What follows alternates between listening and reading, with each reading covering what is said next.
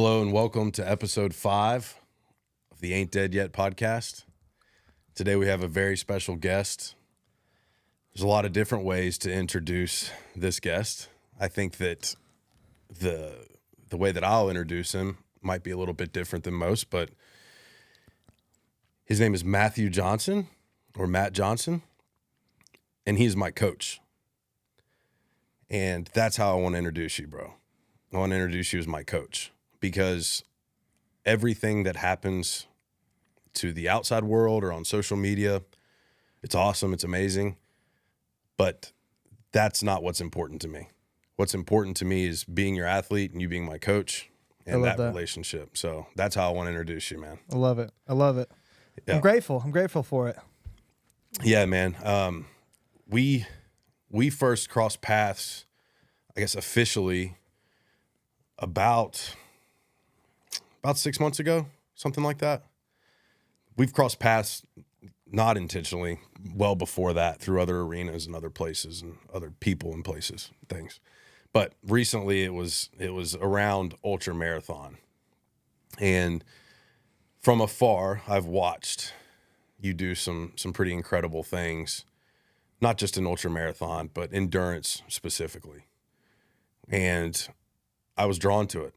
I was drawn to it because I felt like there was a connection there or something there that I wanted to understand deeper, not just for like me to understand you, but for me to understand myself, if that makes sense. Because I feel like the journey that I've been on, I see things in other people that I'm like, man, if I could get to know them, maybe that would help me get to know myself a little bit better too. Yeah, I understand that for sure. And that's kind of what drew me to you. That makes sense. Yeah. So just to kick it off, to get things started, I think it's fairly typical, but what I would like to do is dive into kind of like the beginning, right? How do we get here? And we'll fast forward through some of those years, but I think it's important to talk about like, where's Matt Johnson from? Like, what's his roots? Yeah. Corn-fed, baby, Midwest through and through. I spent a lot of time in Fayetteville, Arkansas, but I'm from Iowa. I'm from a small town, a cornfield in the middle of nowhere. I graduated with 36 kids, if that, in my class. Not a single stoplight in our town. The closest Walmart was 20 minutes away. Literally in the absolute middle of nowhere where, not many things are other than, bush lattes and factory work, which is, the typical life and things that are loved in the Midwest. And there's nothing wrong with that. But for me, I always knew I wanted a little bit more. That might be from, I was born in small town Iowa. I was, raised there until 5th grade. 5th to 10th grade, I was in Fayetteville, Arkansas. And then, the end of 10th, 11th, and 12th, I graduated back home. So I don't know if that was, because I got out and my other friends didn't. I was able to experience, those young years of 5 through 10th grade, in the South and in a big city. University of Arkansas was there, and we got to do so many cool things. And but I came back and, I knew I wanted more. The status quo back there, was not to go to college.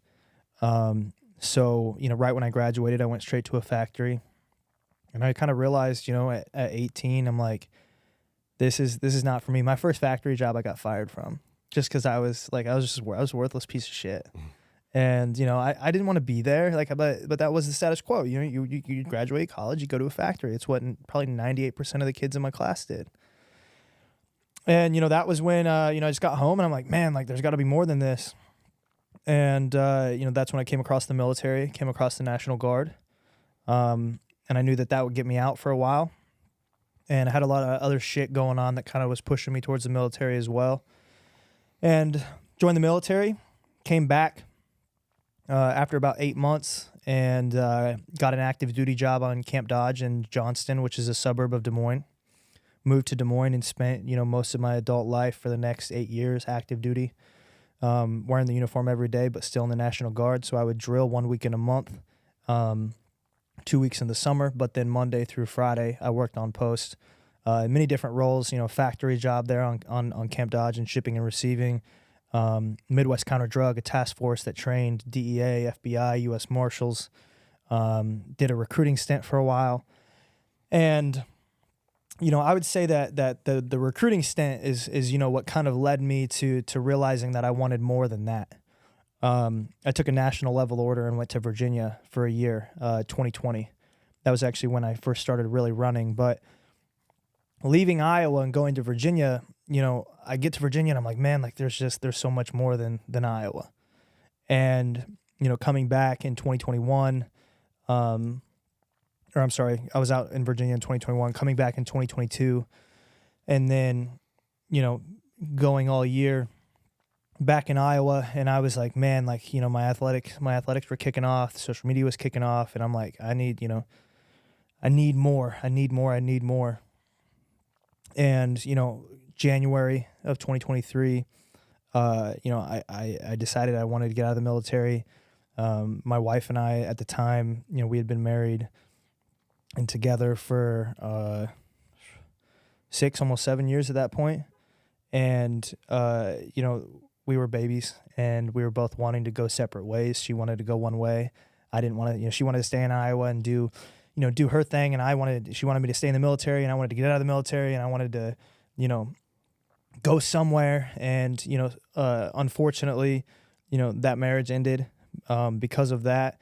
And, we both kind of went our separate ways, and I had a choice to make. And it was, I was getting out of the military and getting into a divorce at the same time. And it was either, sit in comfort, or that was my chance to jump.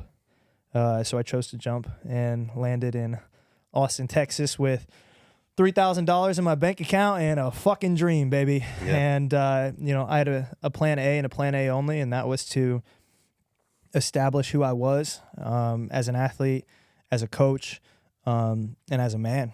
And, that's what I've spent the last, 13 months doing. And I'm happy to report that, I think I made it. I think I did pretty good. It's working out. It's working out. Yeah, that's excellent background. I think it's interesting how people get here to Austin to begin with. Outside, and that's what you see is like the big thing for Austin is the question is never around the holidays back home. The question is, hey, what are you guys doing for the holidays? Family, like what are you doing? The question here is, you going home for the holidays? Yeah. And no one's from here. No one's from here. I know, and I think that's part of what makes it so special, though. Because you have an opportunity here to overlap with so many people that you never would have if you would have stayed in your hometown. Yep. People ask me all the time that are from my hometown, and I'm actually headed back there. I'm real excited for it.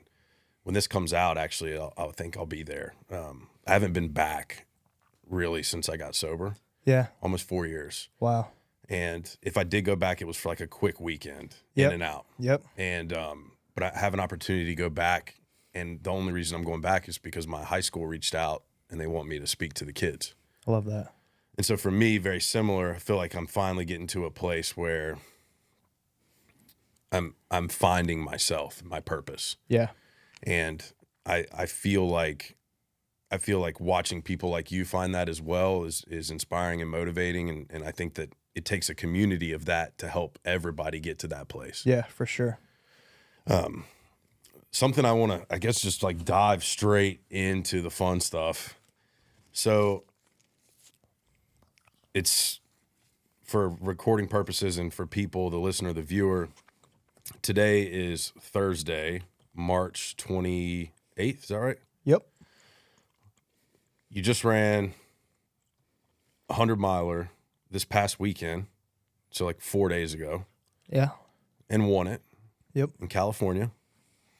And one, that's amazing. Congratulations. That's so sick.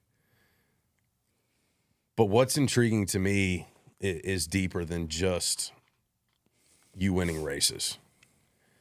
And it always has been. Like I said, I think that's what drew me to you. I see the posts, and it reminds me a lot of like when I lost 100 pounds or when I finished my first Ironman. There's so many people there to celebrate and lift you up and do all these things. But I'm a big believer that those things don't just happen.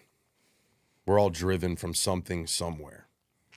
And I've been so curious and wondering if you'd be open to kind of diving into those things and what those things are for you and how you got to a place where you're winning a 100-mile ultra marathon from not running. Yeah. So I would love to dive into that if you're open to it. Yeah. And I think that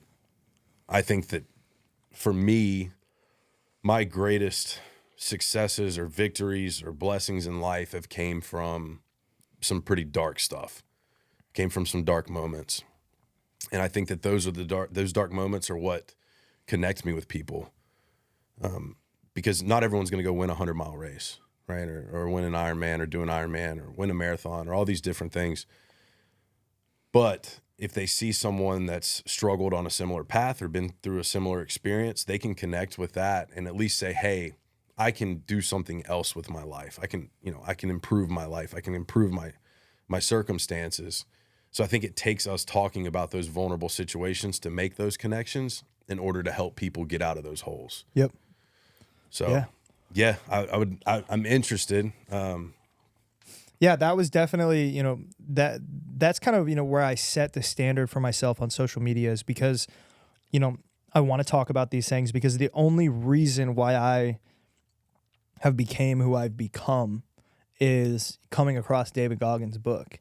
And it wasn't David Goggins. Like it wasn't, this man winning this 100 miles, winning these 100-mile races and doing these Ultramans and all of these things. It was me diving into the first 3 chapters and saying, holy shit, I know what he's talking about when he's, talking about his dad being an alcoholic and being abusive and having a shitty, upbringing.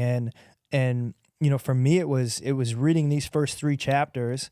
I feel like most people are motivated in, chapter 7, 8, 9, 10, where, he's talking about all this cool shit he did. And they're like, man, I want to do that cool shit. I was motivated in 1, 2, and 3 where, I resonated and truly felt the shit that he had to fucking go through. And I remember thinking like, man, that book brought me to tears where I'm thinking like, if this guy can go through that, like why am I sitting here with excuses? And, so that brings me back to, early on, I've spoke about this a lot. Like, my mom had me when she was 17 and, obviously in order to have a child, there's a father involved and, I wasn't supposed to happen. I wasn't supposed to be had. And, my father wasn't ready for that. And, I don't want to speak too ill on him. But he just, he was never, my dad was never in the picture. And, yeah, we'll leave it at that.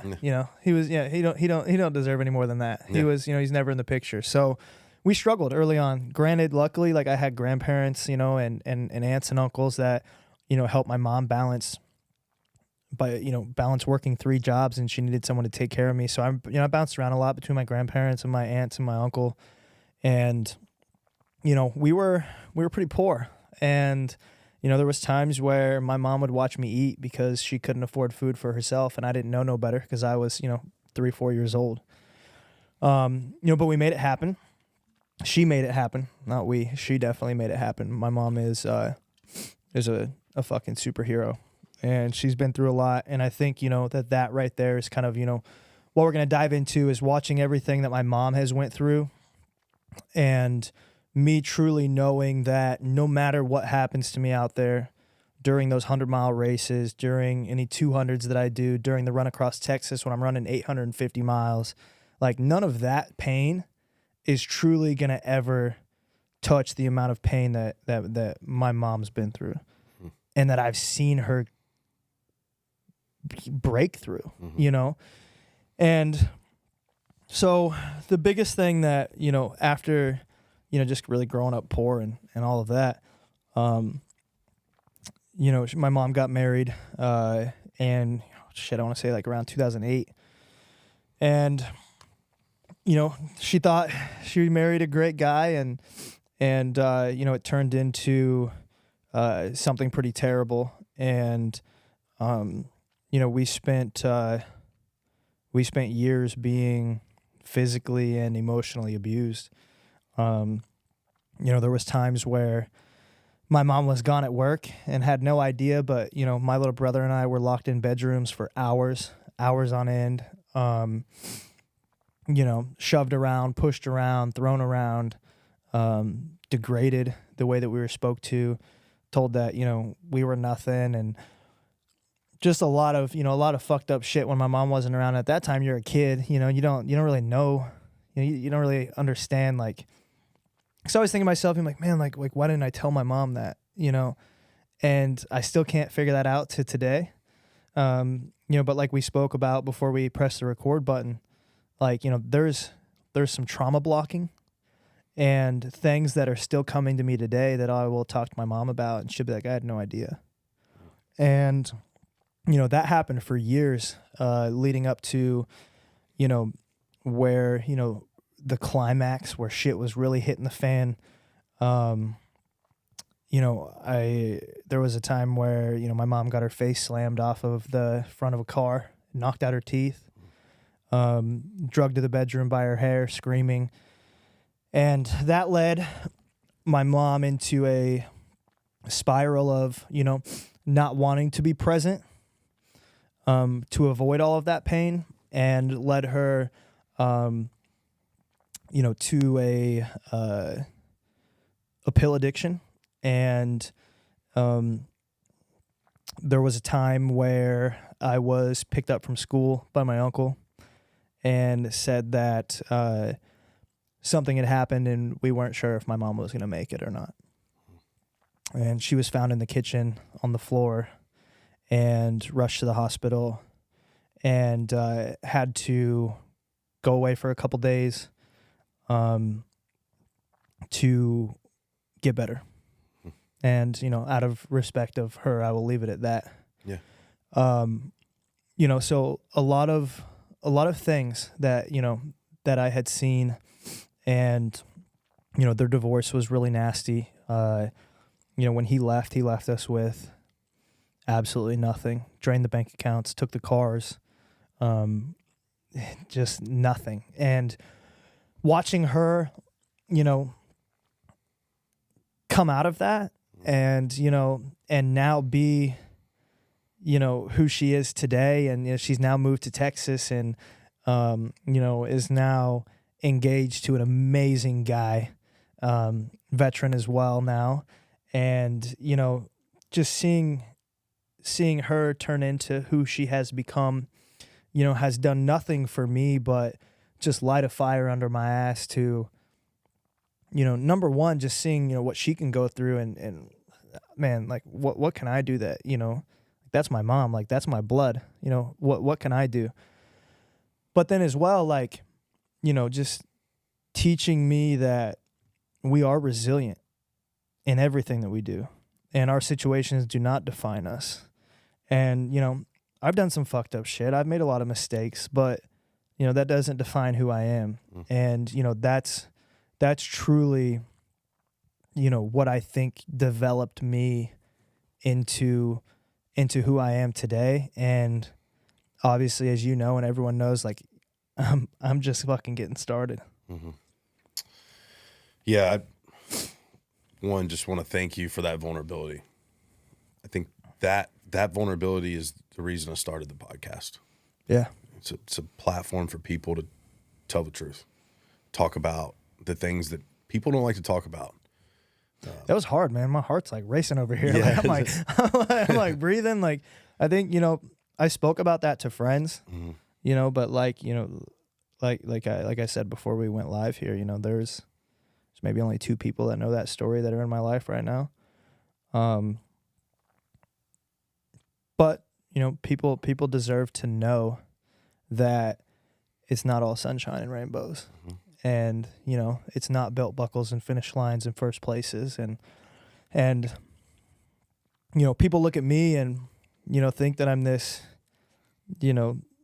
whatever they think. And they don't fucking know me. Yeah. They don't know what I've been through. They don't know what I've seen. And,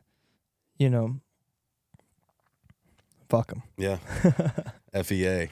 I I want to take a second, if you're cool with it, and talk a little bit about the mom stuff. So that's another connection. I talk about it in my first episode, but my father, and this is crazy that you just brought this up. My father officially left when I was 5, but I talked to my mom this week, and I said, I don't really remember. I don't remember him being around, but like we had and she's like, he was never there. Yeah. It was just us.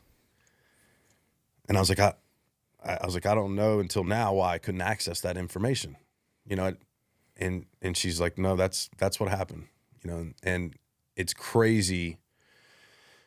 That kind of thing is crazy. And I think it happens to a lot of people. You just be like randomly walking through the grocery store one day and see oatmeal cream pies and go back to your childhood. Yeah. Or whatever that thing smells. is. Yeah. It smells. And you'd be like, oh, I wasn't ready to get hit with that right now. Like I wasn't prepared for that. So it was interesting you brought that up, but I also think there's this interesting connection of, and correct me if I'm speaking incorrectly here, you're a mama's boy. Oh, yeah. Yeah. 100%. Didn't really have a choice, right? Yeah, right. That's how I feel. Yeah. I would have chosen you anyway, Mom, but I didn't really have a choice.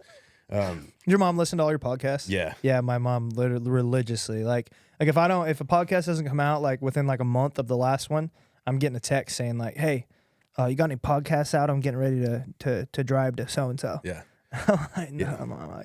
Or she'll text me and she'll be like, hey, this didn't actually happen. Yeah. Whatever, I'll say something and she'll be like, hey, like that's wrong. Like what it really was this. And I'm like, Mom, I got literally 3 sentences wrong. Like you're gonna come at me right now. Yeah, it's funny that my mom's the same way. Yeah. She, but she's my biggest fan. Yep. She's always been my biggest fan. Always. She's always gonna be my biggest fan. And I think that when I first started this process or this journey of being open with my story, to be real about it, the only judgment that I even cared to ask, like if it was okay, was my mom. Oh yeah. And I remember the conversation with her and saying like, hey, this is back a couple years ago. I was like, I'm going to go on my ADYATX Instagram page and tell my story. And the only reason what pushed me to do that, I had a high school football coach commit suicide because of his alcoholism, like, and a multitude of other things. But yeah. like, that was the climax of it. Right. And I talked to her about it and I said, hey, I'm tired of people dying. I'm tired of people thinking they're alone. I'm going to tell my story on here. And, this is what I want to do. And she's like, if you feel like you can help one person, it's not what you're going to do. It's what you have to do. Yes. And when she said that, dude, that was game over. Yeah. I was like, I don't care anymore. Yeah. Anybody can judge me. Yep. They can say whatever they want. They can do whatever they want. They can try and hurt me. Yeah. But if I have her blessing and her behind me, watch out. Yeah. And you surround yourself with more people like that and it'll blow your mind, because my mom is the 100% the same way, right? Yeah. But literally today, I'm talking with Amanda, and we're sitting in the house. It doesn't matter. I'm talking to Amanda, and we're talking about this event that she has going on. She's like, yeah, like there's only 5 people that are coming, and I'm like, then don't do it. I'm like, there's only 5 people. I'm like that's a waste of time. And she's like, yeah, but what if I can help one person? Mm. And I'm like, damn it, thank you for that slap in the face. Mm-hmm. Yeah. And so just you saying that, like I was thinking about it, I'm like, man, like that's exactly what my mom would say. And then it just hit me where my girlfriend just said that same thing. And it's like you surround yourself with people like that, and it makes life 10 times better. And it gives you a reason, it gives you a purpose. Yeah. I think that selfless piece of all of us is the best piece of all of us. Mm-hmm. And from afar, I'm a straight shooter. I'll be real with you. I heard all the opinions on Matt Johnson. Yeah. Heard them all. There's a bunch of them. Heard them all. You want to give them, you got to get in line. Yeah. I heard them all. Didn't give a fuck. Yeah. Just being real about it. I was like, I'm going to make this judgment myself. Yeah. Well, you put yourself out there enough, and you walk a fine line of arrogance and cockiness and confidence and cockiness, and everyone's going to want to give an opinion. And I think I thought about this today. I grew up in the South, NASCAR. Oh yeah. Hell yeah, brother. To me, you're like the Dale Earnhardt of the influencer running community. People either like love you, Yeah. or they can't stand you. 100%. 100%. And Dale Earnhardt was that. Yeah. But the amount of lives Dale Earnhardt changed, still to this day. I mean, people in the South where I'm from are like, Dale Earnhardt till I die, baby. Fucking raise hell, praise Dale, baby. He's been dead 20 years. You know what I mean? Like, he still makes an impact. Yeah. That's like, those type of people are what change the game. Yeah. If you're out here and you make everyone happy, to me, you're useless. And it's because there's no way you can be authentic and real and do that. There's too many different opinions in life. Yes. And people, and you give access, you give people so much information when you are authentic and when you are real. And, like you said, like we both have the similar, like you said, where I'm from in the South, but, there's a lot of similarities to, the small town Midwest. And that's, I built my platform on, like, I am me. Like you scroll all the way back to my Instagram, I got 950 some posts. You scroll all the way back, you're going to see 14-year-old Matt Johnson. Yeah. Like I didn't make no Matt Johnson fitness.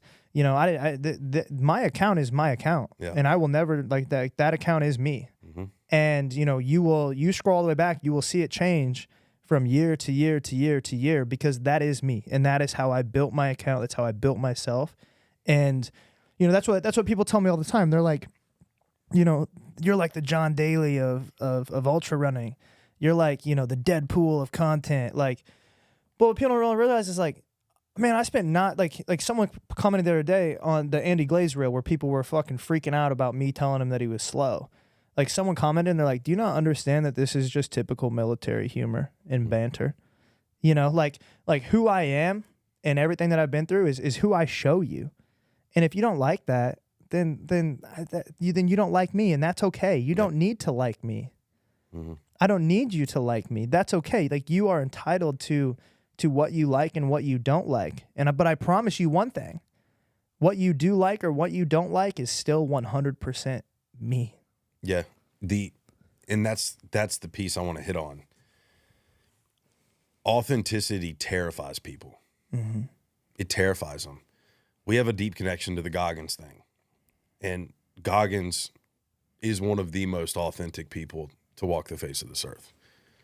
And that connection in that book, those first 3 chapters that's what got me. Yeah. It's because he was willing to go there. Yeah. And he has this thing that he says that I'm trying to live by, and I think you do an excellent job of it.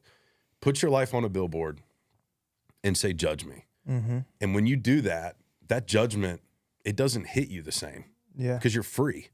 You're like, this is me. You don't like me? Great. Yeah. You love me? Great. Yeah. But this is me.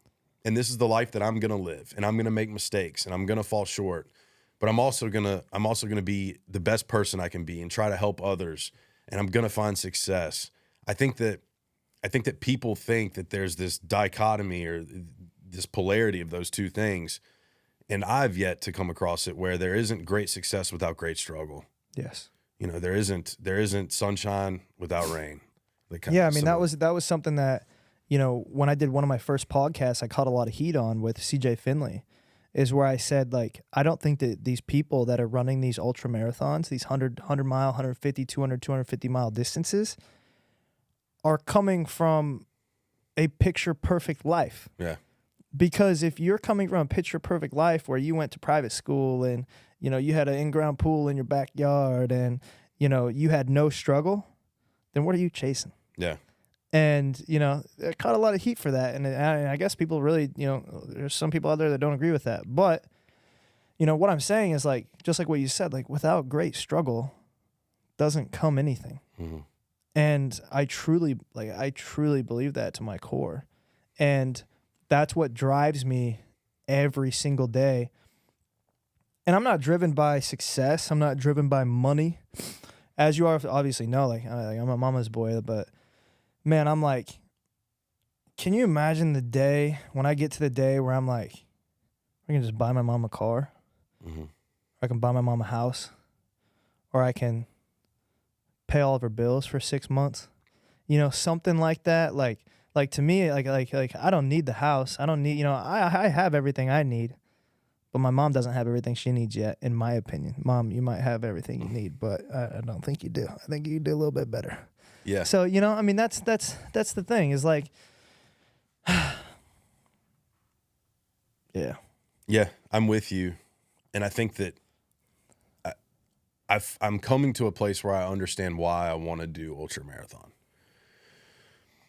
And it's this place of, yes, there's been struggle in my life. And out of that struggle came this beautiful thing. Yeah. Maybe I'm creating struggle because I want to create something even more beautiful. Yes. And or you're creating, you create struggle because it's what you're used to. Yeah. Like I thrive in it. So I thrive. I said this on CJ's podcast as well. I thrive in toxicity. I thrive in chaos. If I'm sitting in the house and it's quiet, I can't work. Yeah. I need to have the TV on. I need to have the radio playing. The Roomba needs to be running. The dogs need to be running around and barking and running inside and outside. I can't work. I can't work in silence. Like I need chaos, like the military. Like I'm used to, I'm used to all this. And, that's what I'm trying to learn is like how to be able to still function and, like that same thing as racing, right? Like I always need to have something on the schedule. Like I need to have something coming so that way I know that, the struggle is still going to be there. Like I got to train through the struggle. I'm ready to race in the struggle. And, so that's the thing with us is that, we are so used to the struggle that we kind of make ourselves struggle, to be able to excel. Because we don't want it easy, right? Like that's why, when you first reached out to me, you said, "Hey, I have Rocky Raccoon." I'm like, okay, that's in like 60 days. What are you doing? You're like, well, I haven't really been running. And I'm like, okay. You're like, but I'm ready. And I'm like, all right, let's send it. And we had a fucking perfect training block. Yeah. Once we got past the injuries, once we got the body ready, and you have a great base right now. Like I have no doubt that we have a good, we have a decent course, and you're running 100 miles, but we had a shitty race, and that's what happens. None of that really matters, but like, I know you do. You want to just like I was telling you about Edwin, who I was talking about, where he came to me and he's like, "Hey, I got a last man standing in like 35 days. Can I do it?" And I'm like, you're one of those guys. I'm like, yeah, you can do it. And then he wins the whole fucking thing. Yeah. So, there are people out there that need to have the struggle in order to be successful, and that's okay. Yeah. I think that it's okay to promote a message of like, I'm not perfect. I need this thing in order to be okay, and I'm going to do that thing. Yeah. I think that that's totally fine. And I think where we get messed up in society is we judge what other people do to be okay. Now, there's definitely some things you can do to hurt yourself or others to be okay that should be frowned upon, right? Mm-hmm. But if my way of being okay is to push myself and to challenge myself and to put myself in uncomfortable situations, how's that harming anyone? Right? It's not. Anything that we are doing, because I know what you're doing, you know what I'm doing. Anything that we're doing isn't harming anybody. But everyone's going to give you their opinion. Yeah. And that's okay. Yeah.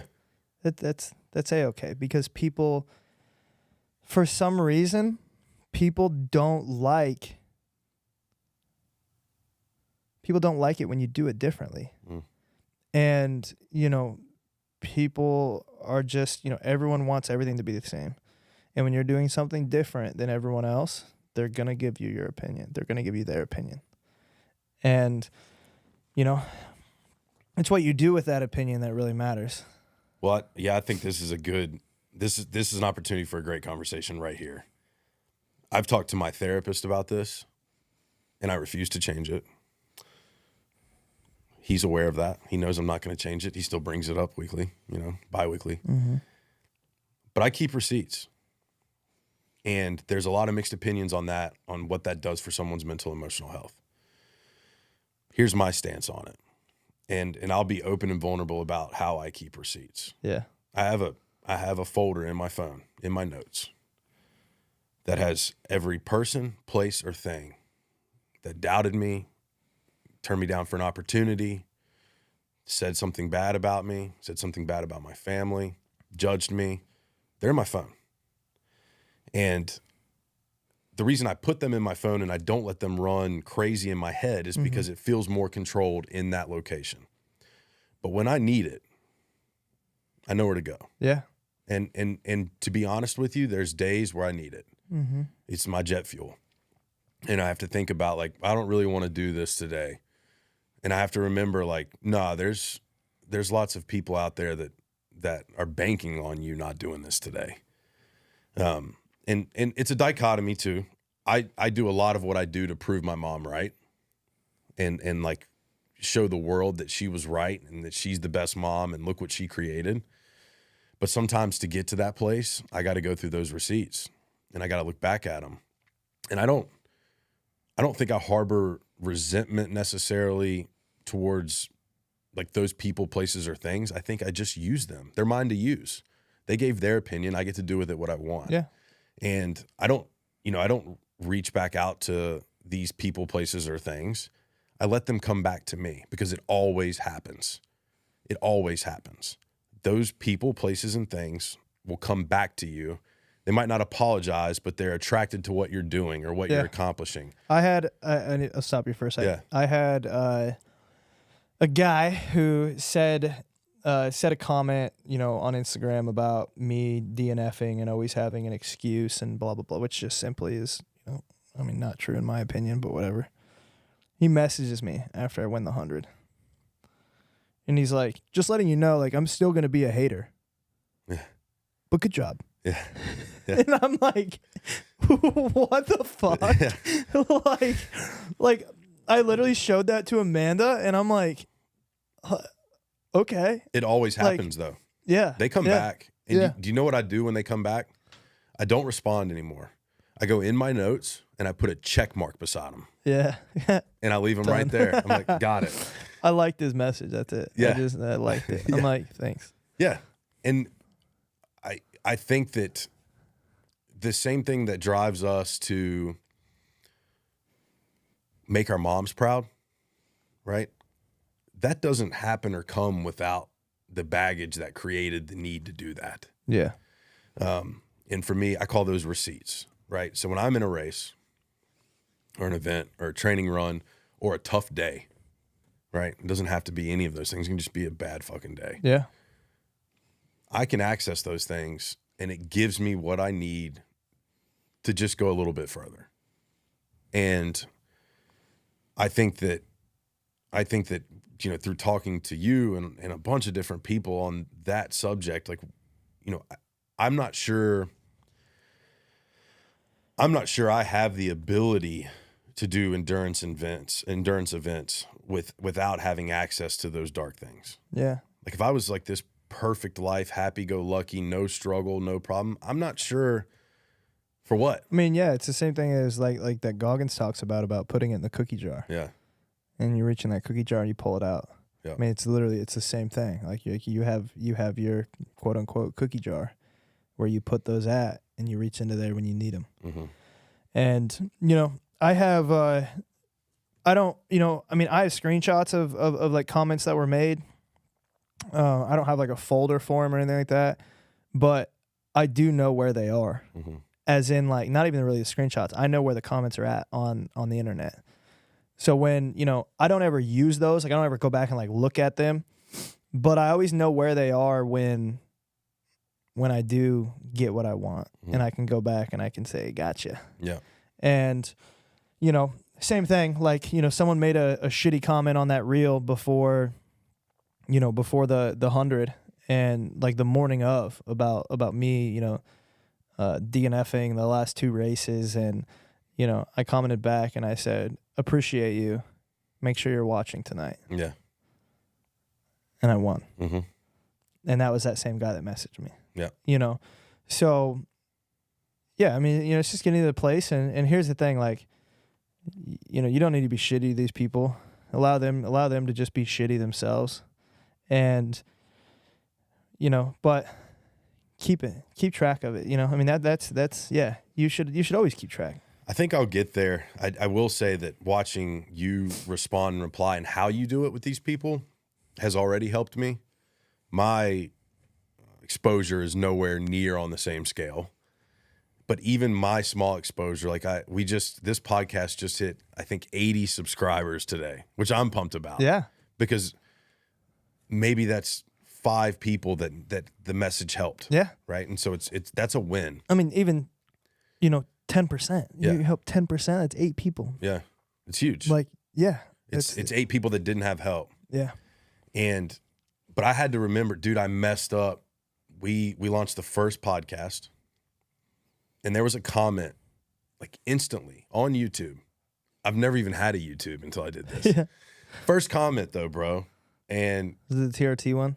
yeah. Yeah, I remember that. And it was like, glad you finally got on estrogen replacement therapy. It was estrogen. Yeah. And I was like, I posted on my story about it. Yeah. But I fell short in that moment. Like in that moment, I just blocked him, deleted it, Yeah. But like 20 minutes later, I was like, no, I've seen people in this space respond in a different way. I don't have to respond like that. Yeah. So I had my second opportunity today, or it was yesterday. And it was another comment, and someone said, recovery, LMAO, week, something to that effect. And I saw it, and I was running, and like, so sometimes when I'm doing my runs, like if I'm walking a minute every mile or whatever, I pull it out and like check my YouTube now. Like that's what I care. That's what I'm trying to grow the podcast. And I see I got a comment. I'm all excited. And I go to it and it's that. And instead of reacting like I did in the first one, I replied back. I was like, I love you, man. Like I love you. I really appreciate your thoughtful and thorough feedback. And I left it at that. Yeah. I always be like, yeah, something like that. Yeah. Or just because here's the thing, it's engagement. They're engaging on your stuff. They're only feeding your stuff to more people. Yeah. And when you comment back, obviously like you need to be professional and but you should still comment back. Like, yeah, recovery's going well, man. Thanks, appreciate it. I mean, it's only like what they don't understand is they are, whether it's one comment or 100, all they're doing is helping you feed your stuff to more people and change more lives. Thank you. Yeah. Like that's the way you should look at it. No matter what anyone says, anytime they comment anything on yours, it's a blessing. Dude, thanks. Yeah. Thank you so much for your comment. Like, thank you. Because all it's doing is feeding the algorithm and allowing you to access more people. And I think that's something that you can take. Yeah. And keep in your head, like no matter what the comment is, no matter anything. It's like, dude, like you go look at my any reel until it truly starts to go like absolutely just fucking bonkers viral. I will comment back to every single person. I was going to bring that up. Every single person. Yep. Because I'm showing them no matter what, they are valued. Thank you for being here. Mm-hmm. And granted, I don't do it on photo posts, but on reels, yeah, for sure. And that's like that's something like, especially, I want to, I'll keep doing that on YouTube. We just launched my YouTube as well for the Run Across Texas. But yeah, I will comment back to every single person, negative, positive, indifferent, don't matter. Like, thanks. Yeah, I think that that's maybe something that drew me to you as well. There are a lot of people in this city, in Austin, that have decent followings. Like it's pretty prevalent around here. Mm-hmm. But I remember early on in my recovery, in my sobriety, commenting on some of these, and I'm not going to name drop them, right? But I commented on some of these people's posts and said, hey, thank you for inspiring me. Like, this meant the world to me today. I was able to take this and do something. And I remember vividly, I got one like to my comment, and dude, it meant the world to me. Yeah. It was like, holy shit, like this person read this. Yeah. This real person, like it doesn't seem real. Yeah, right. And yeah. So like you doing that, and I was going to bring that up, but I see it. It doesn't matter what someone says or what it is. Like you put effort into connecting. Mm-hmm.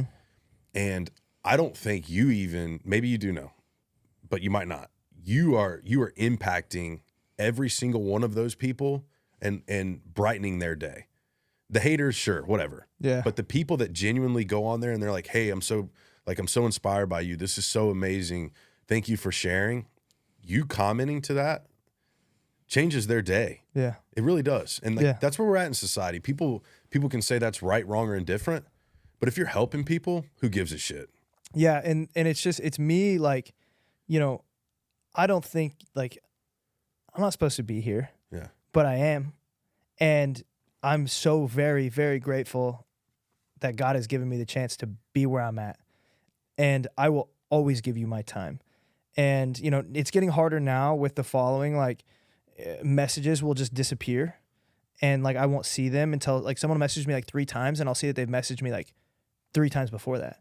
And, you know, but any message, any DM, any comment, anything, like I will reply to you because I'm so thankful to be here. Yeah. And I'm so thankful that, you know, you support me or that you don't support me. Either way, like, you're giving me your time, and I value that. Thank you. Yeah. And, you know, anyone that comments like, oh my gosh, I'm so, you know, you changed my life. Awesome. Thank you so much for telling me that. Like, I truly appreciate it. I hope you kill it. And, you know, I've had people that have listened to my podcast. Like, I had a guy listen to my podcast, and apparently, and I didn't even realize, because during podcasts, I just talk, like, you know, I mean, it just comes out. And I told a story about him messaging me after Leadville, and he messaged me again after the podcast and was like, I can't believe that you brought up my comment. He's like, I didn't know, like, that it, you know, that it affected you that much. And I'm like, dude, like, yeah, man, like your message, like, that hit me. And, you know, but just, it's just showing people, like, you know, I'm just a dude being a bro out here. Yeah. Like, you know, I'm just living, baby. I am living. Today's episode is brought to you by Hydrate. Hydrate is a premium hydration supplement. I use it personally. I have friends that use it. I know people within the construction industry that use it. I know weekend warriors that use it. It's a wonderful product. It helps with rapid hydration. It's effective. I believe in not just the product, but the people behind the product. Go on to www.hydrate.com and make sure you use code Ain't Dead Yet to get you 10% off. Let's go. Enjoy the episode.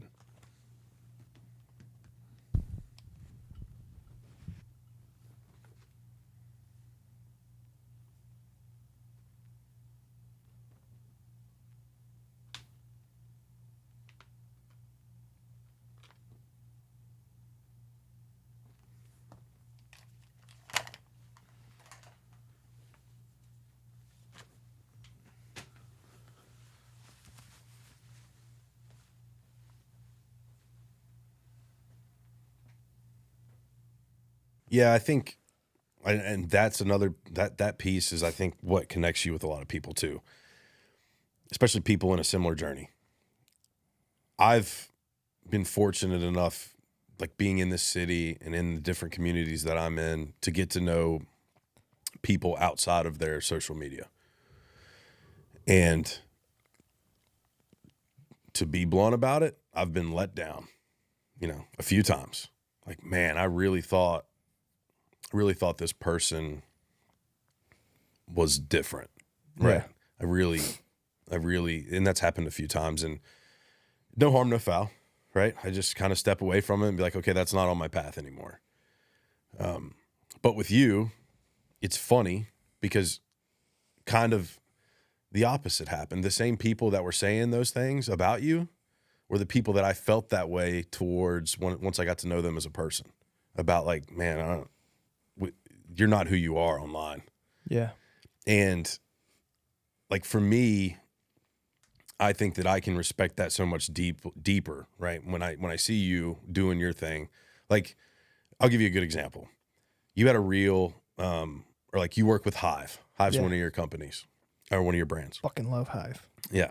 Shout out to Hive. I don't personally partake in Hive because I don't drink anymore, but, like, more power to them. Yep. But, like, you put a reel out, like, showing, like, this is what I did this weekend and this is, like, how it went down or whatever, right? and it involved drinking to some level. What's so real about that, though, is there are so many influencers that talk about, if you want to look like me, you want to complete the races I complete, you want to do what I do, this is what you have to eat. These berries, these oats, you got to trim your toenails this away, like all this shit. And they're going out and getting slammed on the weekends. Yeah. But like, where's that post? Yeah. Right? Like, just be real, because people assume that they have to live this perfect life. It's setting a false reality. Yeah.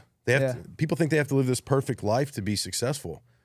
And you don't, because the person you're watching that you think is perfect and eating these berries and these oats and trimming their toenails this away, they're also doing some other dumb shit. Yeah. Right? Yeah, So, I mean, don't get me wrong. Like I live my life so very healthy. yeah.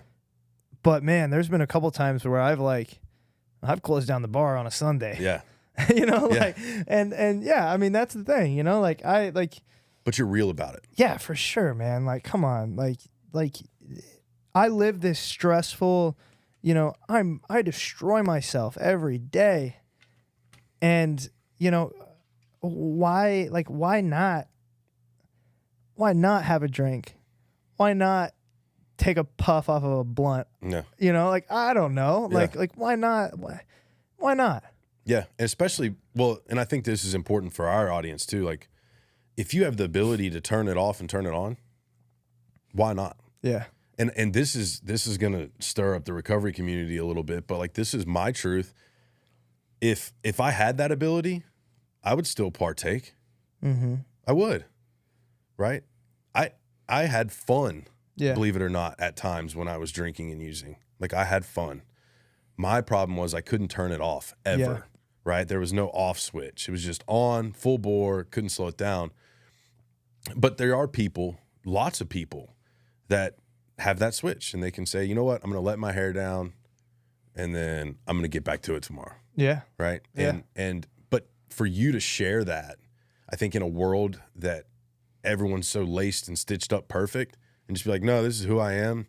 This is what I did. Yeah. And then I'm going to run 100 miles, next week. So deal with it. Like, yeah. I mean, like I said, I don't do it a lot, but the last time, shit, was December.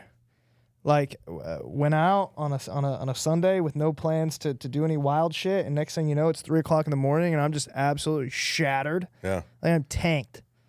Woke up on Monday, literally just death, like just feeling so bad.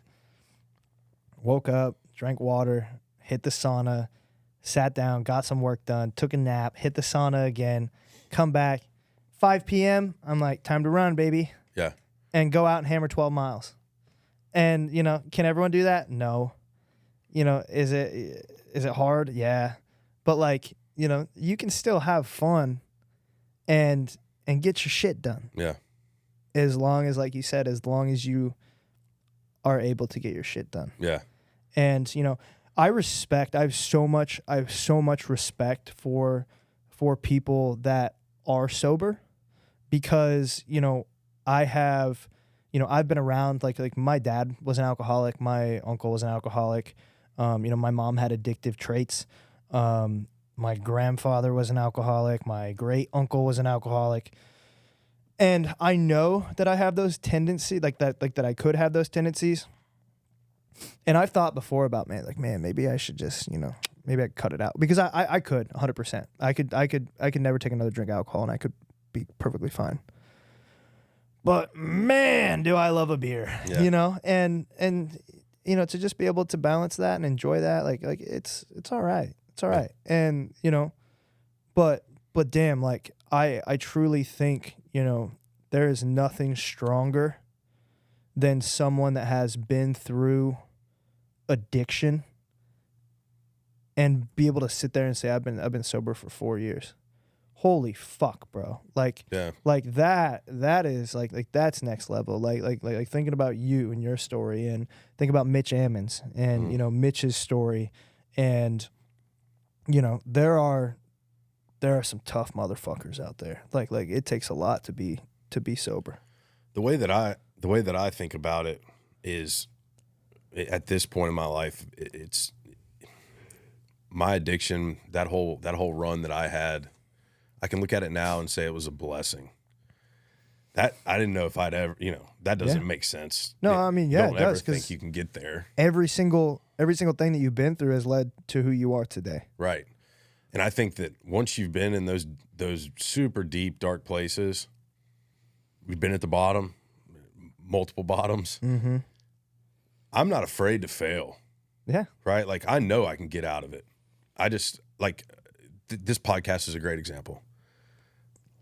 To be real and vulnerable about it, like I'm putting more into it than I could ever imagine getting out of it. And that's okay with me. Yeah. And if I go bankrupt and lose my home, oh well, I'll come back. I'm still going to fight, because you can't break somebody that's been through certain things. Yep. You can try. Everything we were talking about earlier. Yep. And I might be down for a minute. I might be crying for a minute. I might, be pretty pitiful for a minute. But there's something that's going to happen within me. The switch is going to start toggling, and then it's going to go on, and I'm going to get out of it. Mm-hmm. I'm going to climb out of it. And I think that for me, what it would be like to have a community of people like that, right? And that's what we're all trying to build, is different communities. But a community of people that say, like, I'm not afraid to go all in because I've been at the bottom and I know I can get back out of it. Imagine how far that community goes. Yeah. Right? Or that friendship group. And so that's the groove I'm trying to find and trying to get into. And like I said, that's what drew me to you. It was like, I don't know what it is, right? I have a better idea now. You shared it. But there was something there that's different. And you've used this tagline so many different times of built different, built fucking different, right? I saw it for a long time on your socials. But to me, that represents more than just like, I did a hard thing today. You did a hard thing today because you are built from dark things. That's what makes you different. Yeah. And there's so many people out there that are built from those same things that think that they can't get to the mountaintop. Yeah. And people like you give them evidence and proof that you can. I've said that multiple times. Like, everyone's built different. Yeah. Everyone's built different. Yeah. And it's just what you do with that and what you do with your difference that truly matters. Yeah. Another question I had for you, we talked a little bit about it earlier, but we talked about, and I don't want to dive like back into trauma, but I want to talk about the upside of it. And this is more from like a hope perspective for the listener and the viewer. But we connected when we were having a conversation around these random times, these memories would come up. And what I said to you was, I feel like the better place I get into in my life and the better people that are around me and the better I am within my faith, the more those things start to come up. And I look at it as God saying, okay, you're ready to deal with this now, right? You're ready to see it. You're ready to feel it. I'm going to give you access to it. And that way you can work through it, right? You don't have to hold that within anymore. Would you say that, like, your community, who and what you surround yourself with is just as a big of a part of Matt Johnson as just yourself, right? Like, what have you learned in that process of like how to control who's around you and what you take in, given that you have this following? Yeah. I think it's, it's very important. Like what I've noticed, the longer that I've been in Austin, the smaller and smaller that my circle has gotten. And not from any really fault of anyone else, but at my own accord. And, I only have so much energy to give. And, it's giving that energy to the place, of, in the most selfless way, is this going to benefit me and who I'm trying to become? And, like I said, in the most selfless way. I know that can become a little bit of a selfish saying, but surrounding yourself with people that are going to make you better or elevate where you are going in your life or align with where you are going in your life. And, I feel like that is so very important that, granted, I have really, really great friends that are quote unquote outside my circle. And that's okay, you know, but you know, I feel like the circle is truly the only people that deserve to know every single part of me. And that's been another thing that we've talked about with social media, you know, is like I kind of carry this you know, not like alter personality or alter ego, but like who I am on social is definitely different than who I am 100% of the time in person. You know, it's kind of like the you know, this is David and this is Goggins, you know, if we relate that back to David. And, you know, and I've been questioned on that multiple times by people very close to me. And that's my same answer every time is I'm like, you know, 145,000 people don't deserve to have full access to Matt Johnson. And everyone outside my circle doesn't deserve to have full access to Matt Johnson.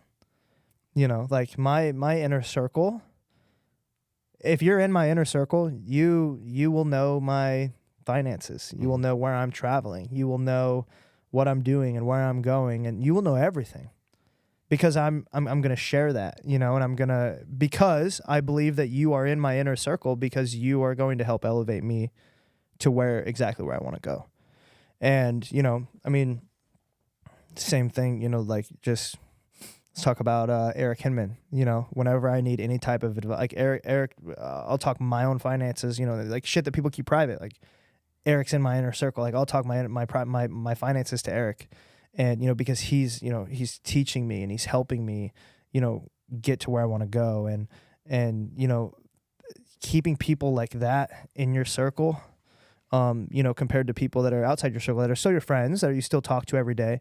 But there's just something about having that inner circle of very limited people that can have that access to you, you know, that I really believe that you should keep very, very small. Yeah, I love that you shared that and said it that way. I had someone who's in my circle explain it to me like this, and it just made sense. And I was horrible in school. And there's nothing wrong with having that. I just want to say that there's nothing wrong with having that circle be small. And Right. and if you're not in that someone's circle, you should, you know, that doesn't mean that you're not best friends. It's all like, you good. know, it doesn't mean like it just, you know, there should just be a circle of small people. And there are times where you will enter the circle and exit the circle, and enter the circle and exit the circle. But you know, you should never be offended for not being in someone's circle, or never feel like you need to be in someone's circle. There's only one person on this earth that has been in my circle from the day I was born and never been in and out. Yeah. And is there today. Yeah. And it's my mom. Yeah. Yeah. That's it. Yeah. And that's okay. Right. And to your point, there's another person. My circle's also my innermost circle is 3 people. Yeah. Well, and you got to think, I moved here 13 months ago. Yeah. I have one single person from back home that is still my inner circle. And he might be, I mean, that's my best friend from back home, like my best friend from adulthood. And he might even be like, you know, teetering in and out. I mean, because, you know, he doesn't know everything. Right. You know, so, but like, he's still my best friend in the entire world from adulthood. Mm-hmm. But he's not really in my inner circle anymore. Yeah. You know, but that doesn't change anything. Right. Yeah. Another person that is in my inner circle had explained it to me. And like I said, I was horrible in school, so bear with me as I try to explain this. But like a solar system. Yeah. Right. If you're the sun, and this is like get called selfish for looking at it this way, but you're the sun of your own universe. Yes. Right. And around the sun there are planets, and there's rings on certain planets, and there's these different things, and there's very little that the sun requires from those planets to be the sun. Right. At the end of the day. So the sun, you know, kind of chooses who and what it wants to be close or associate with itself with. But like you have tiers, because planets obviously like go around the sun on different levels or further or closer.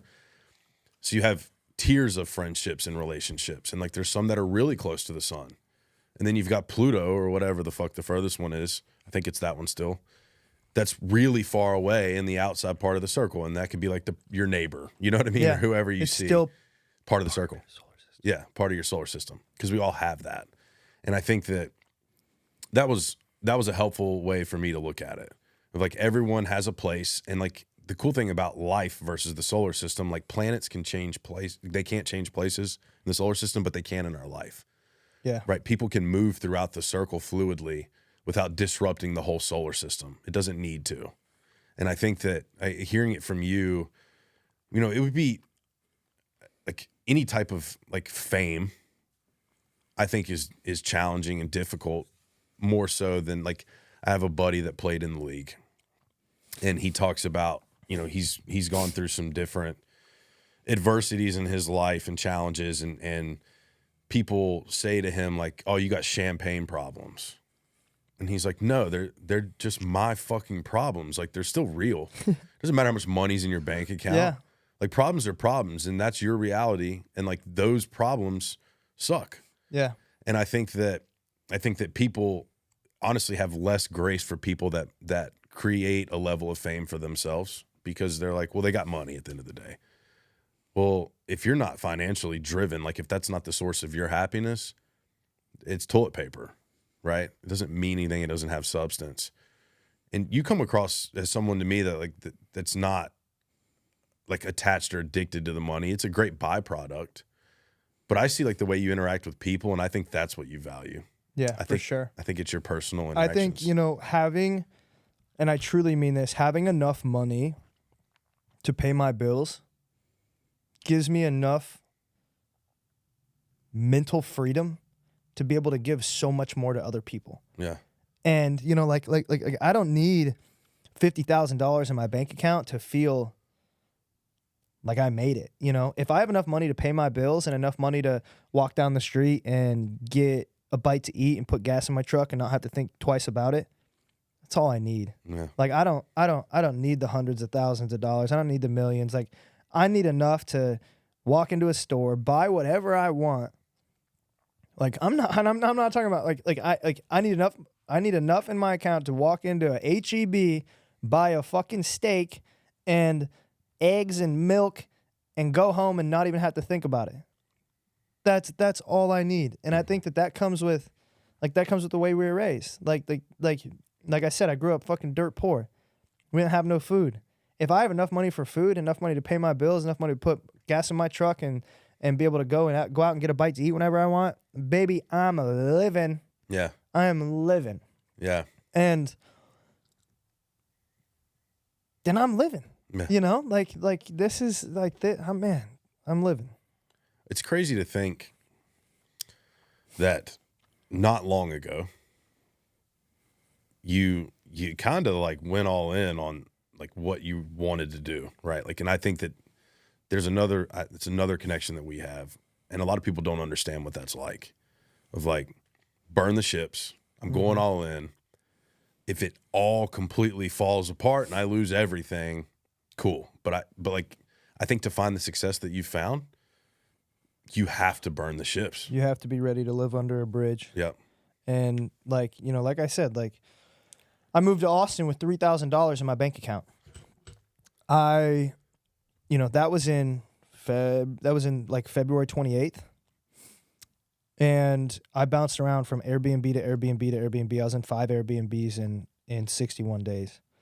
In order to move into my house, I had to sell my Ironman bike in order to pay my portion, because I have a roommate. In order to pay my portion of the deposit, I had to sell my Ironman bike.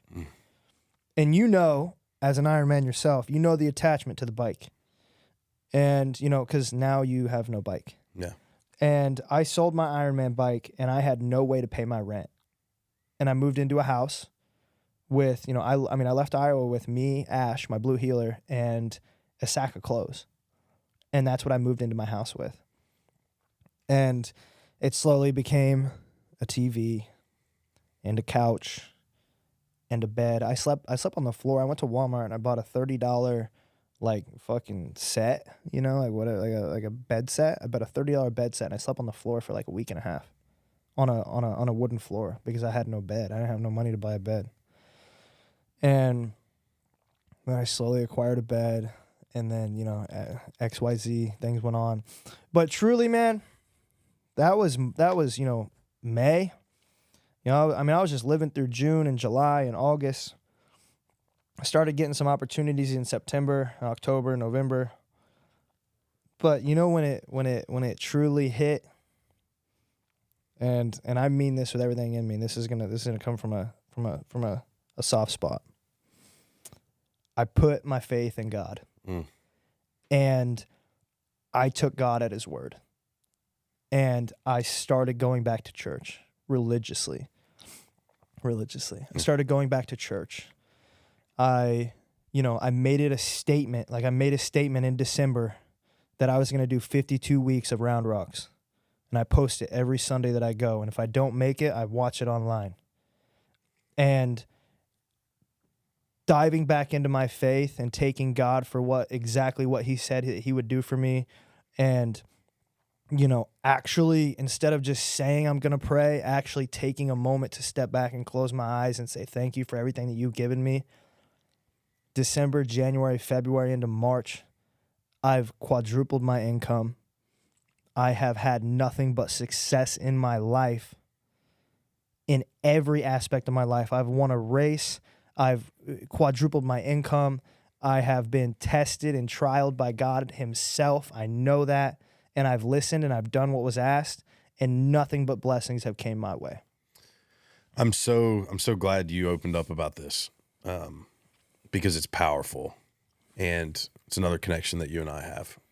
I do have a question though. What happened in December to be like, I'm going to do this. I'm going to pursue this faith. I'm going to open that page back up. Yeah. Amanda and I, early December, Amanda's my girlfriend. We had been talking, and I was just like, man, like I'm head over heels for this girl. And randomly, out of nowhere, this is Saturday night, she's like, do you want to go to church with me tomorrow? And I'm like, I'll go wherever you want me to go. like, yeah, let's go to church. And I was nervous. And, granted, I was raised a Christian. I have cross tattoos. I've believed in God my entire life, but I also stepped away from God for a while. And, more than ever in 2023, going through all of my trials and tribulations of a divorce and exiting the military, and just, I don't have time for that. Like I have so much other things to do on a Sunday. Then I have this beautiful blonde walk into my life, and she's like, man, like, what if you just gave God a chance? I'm like, okay, let's do it. So, do you want to go to church? Yeah, let's go to church.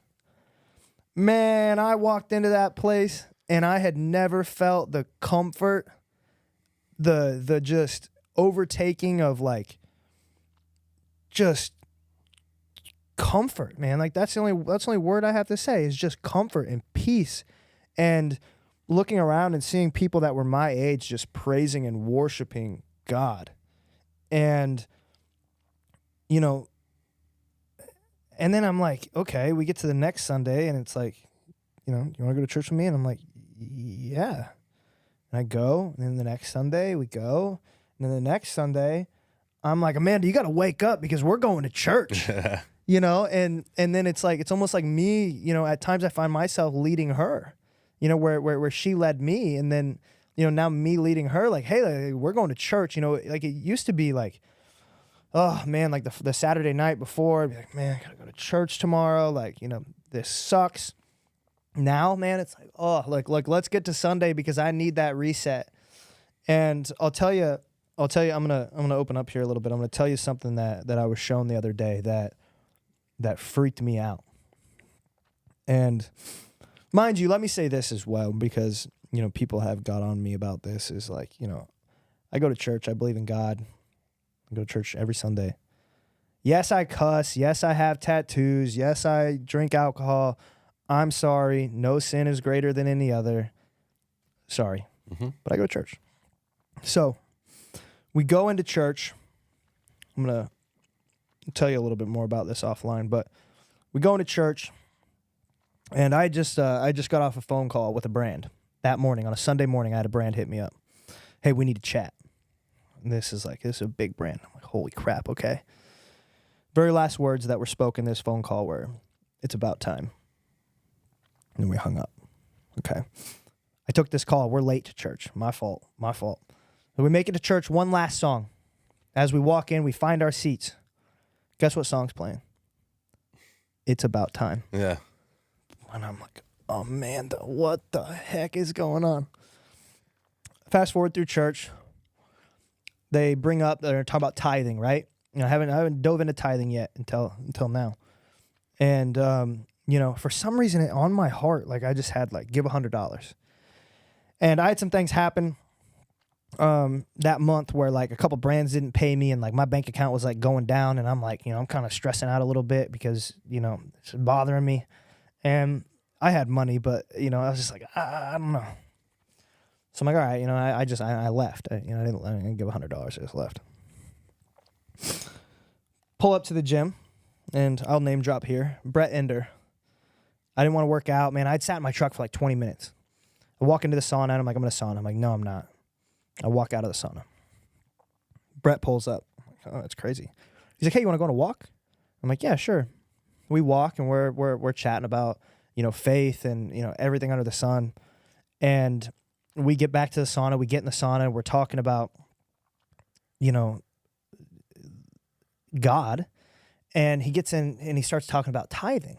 And he's like, yeah. He's like, you know, I've started tithing X amount, you know, and I stopped him. And he goes, and you, and then I stopped him, and I'm like, dude, I was in church today, and I literally like I had this feeling of like giving $100. And he's like, that's crazy. He's like, I was right before you stopped me, I was just gonna tell you that. He's like, and if I were you, I would just give $100. And I'm like, what? Yeah. And he's like, dude, like you need to. So I got on the app. I don't I tied the $100 right there.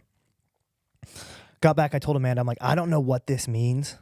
But like, this is what happened. And I gave the $100. And she's like, you know, that's great. This is awesome. Like, you know, there's got to be something coming your way. That was on a Sunday. That next Wednesday, I made $5,500 in one day signing athletes for coaching. Yeah. That was the same amount of money that I was owed from the brands that had yet to pay me.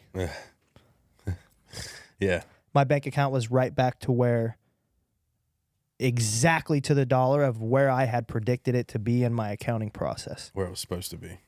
Yeah. It's God. It's God. What? That's God. You see what I'm like? Yeah. Like that's the thing. And then guess what? Bang, bang, bang. All the brands paid me. Now And you're then up. and I'm like,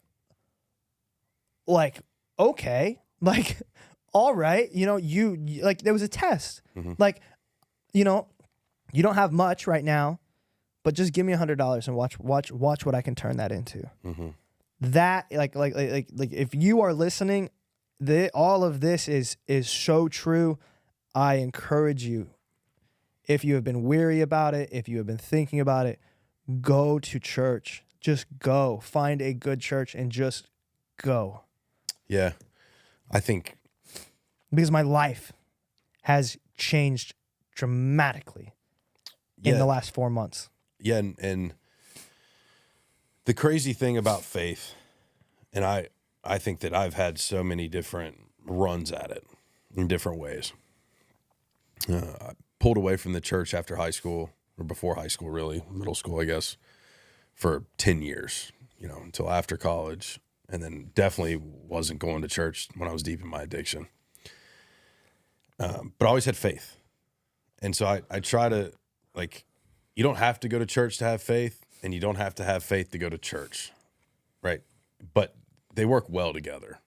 Like they do, yeah. They don't go one and one, but they go very one and one and well together. Yeah, they're a great partnership, and it's a great thing to have in your solar system. Yep. Right. Yep. In your circle.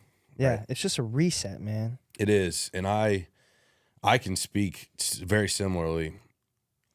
What's interesting is these blessings come in these waves because you're doing what you need to do and what God's calling you to do.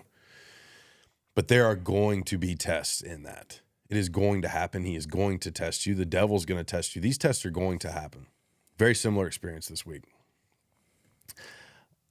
I'm freaking out about the podcast. How am I going to pay for this podcast? How am I going to continue to do this? I have to keep going. I have to figure it out. I've had conversations with my mom about, like, if I lose my house, I lose my house. Like, I'm already there. I'm not there financially, but I'm saying, like, I'm willing to go there. Yeah. And it's been eating me up, dude. It's been eating me up. And last night I was sitting in the house, and there's, not to get too deep too fast, but when my dad died in September, my biological father, one of his cousins sent like a funeral arrangement and a note to my house. And it's been in a box on my front porch since September.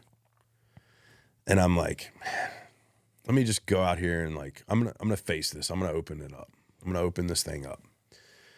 So I do, and I open it up and have my emotional deal. And it was a wreath, and I hang it on the front of my porch, right? And I'm like, all right, that was good. I faced it. Like, I can throw this box away.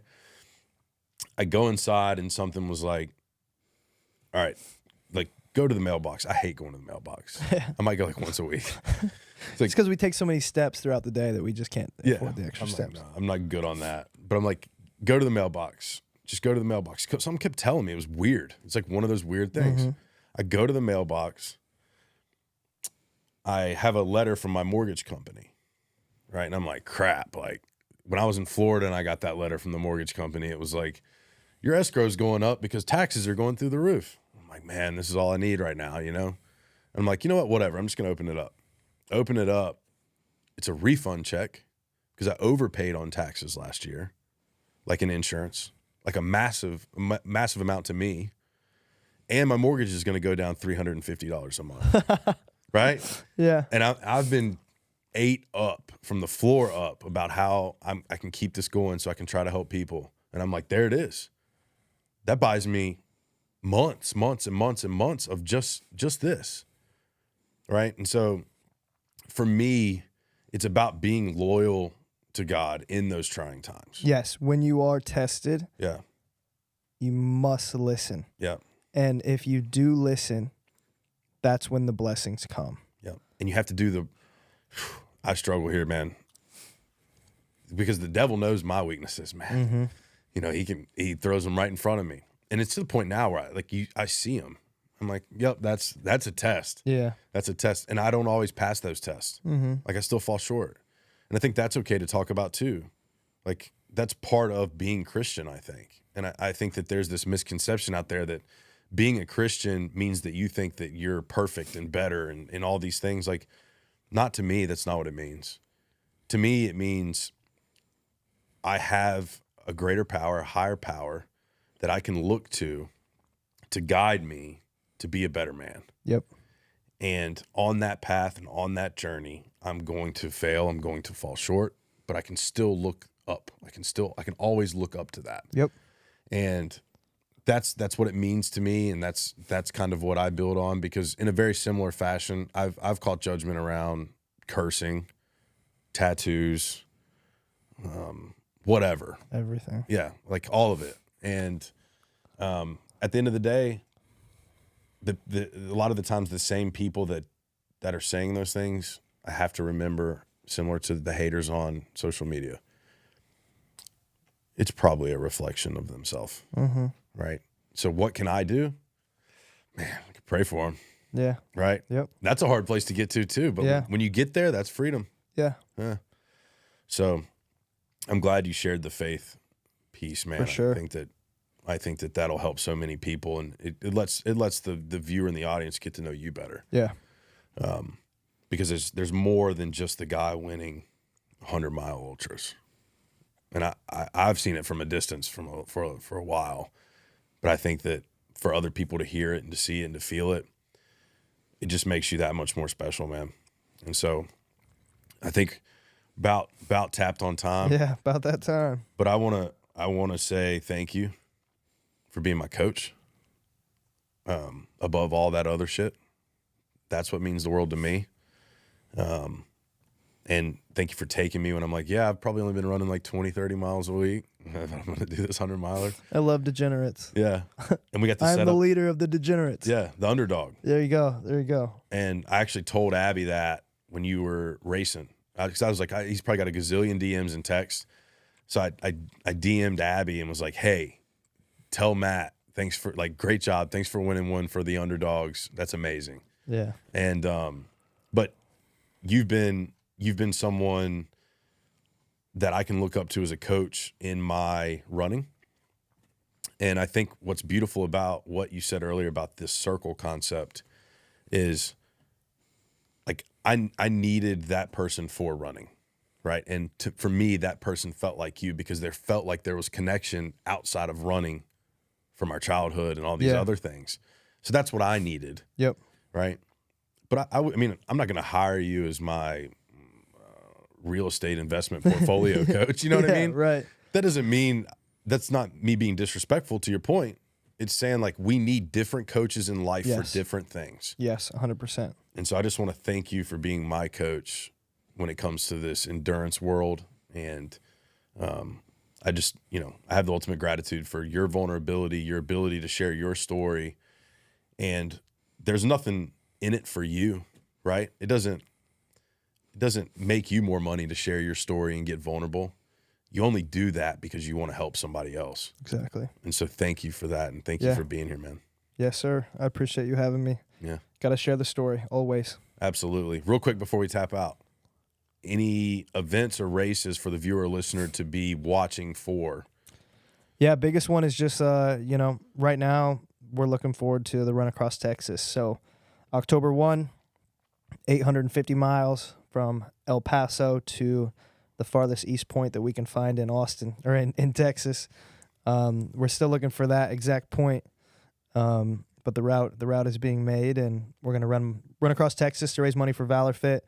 Valor Fit's a Iowa-based 501c nonprofit that helps put veterans into the fitness space. Nice. So what a better story. It's just another opportunity to give back. Exactly. So run across Texas, October 1, 850 miles. Who knows how many days? Knock it out. Raise some money for vets. Put some people into the fitness space. Change some lives. Change the world, baby. Absolutely. Anybody in particular you want to shout out? Anything like that before we wrap? Everybody, man. Yeah. Everybody that's been part of this story. Yeah. It's a long list. It's a long list. I'm not even gonna begin to start. If you're with me, you know who you are. Yep. So let's get it. I love that. All right, man. Appreciate it.